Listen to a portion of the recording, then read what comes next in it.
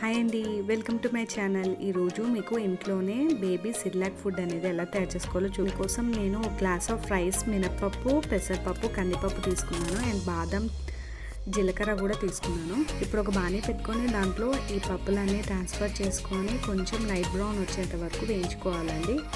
ఇది సిమ్లోనే పెట్టుకోవాలి, లేకపోతే మాడిపోతుంది. కొంచెం జాగ్రత్తగా కలుపుకుంటూ వేయించుకోవాలి. ఇది కొంచెం లైట్ బ్రౌన్ వచ్చాక మనము తీసుకున్న బాదాము, జీలకర్ర ఉంది కదా, అవి కూడా దీంట్లో వేసుకొని వేయించుకోవాలండి. బాదం వేసాను కాబట్టి నేను జీలకర్ర అనేది తీసుకున్నాను.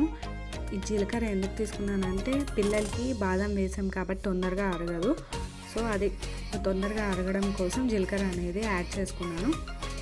సో ఇప్పుడు ఇందాక మనం తీసుకున్న రైస్ ఏదైతే ఉందో ఆ రైస్ కూడా కొంచెం వేసుకున్నాను అంతే. ఇప్పుడు అవి రెండు ప్లేట్లోకి ట్రాన్స్ఫర్ చేసుకున్నాను చల్లగా అయ్యేంత వరకు. ఇప్పుడు నేను మిక్సీ కొట్టుకున్నాను ఇలా ఫైన్ పేస్ట్ లాగా.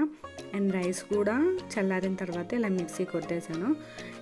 ఇది మీకు కొంచెం బరకగా అనిపిస్తున్నట్టయితే మీరు ఏం చేస్తారంటే కొంచెం జల్లించుకొని మళ్ళీ మిక్సీ కొట్టుకోవచ్చు.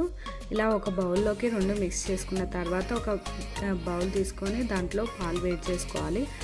ఈ వేడెక్కే లోపు నేను 4 స్పూన్స్ ఆఫ్ పౌడర్ తీసుకొని దాంట్లో కొంచెం ఉప్పు యాడ్ చేశాను లైట్గా టేస్ట్ కోసం.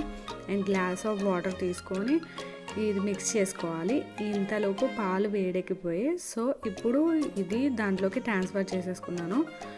ఒకసారి లైట్గా కలుపుకోవాలి. సిమ్లోనే పెట్టుకొని ఇది జాగ్రత్తగా కలుపుకుంటే తొందరగా ఉడికిపోయి దగ్గర పడుతుంది. ఒకవేళ మీరు హైలో కనుక పెట్టేశారంటే కిందంతా మాడిపోతుంది, పైన మొత్తం తుల్లిపోతుంది. ఇప్పుడు లాస్ట్లో మనం కొంచెం ఆవు నెయ్యి కానీ గేదె నెయ్యి కానీ యాడ్ చేసుకొని చిన్న బెల్లం ముక్క కూడా యాడ్ చేసుకుంటే వాళ్ళకి తీయగా ఉంటుంది కాబట్టి చక్కగా తినేస్తారు. Please do like and subscribe.